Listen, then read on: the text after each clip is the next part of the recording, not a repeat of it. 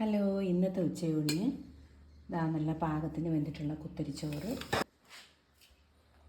അതായത് ഉള്ളിപ്പൂ തോരനാണ്. നമ്മളിത് ചന്തയിൽ പോയപ്പോൾ വാങ്ങിയതാണ്. അതായത് രാലുക്കാവിലെ അമ്മ കൊണ്ടുവരുന്ന നെയ്യാക്കയാണ്. അന്ന് നമ്മൾ അവിയലുമായിട്ട് വെച്ചു.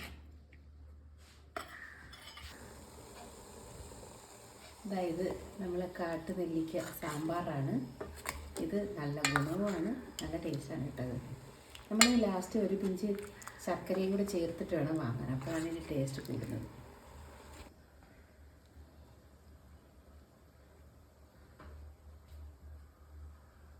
നമ്മുടെ തമിഴ്നാടൻ ശൈലിയിൽ വെച്ച സാമ്പാറാണ്.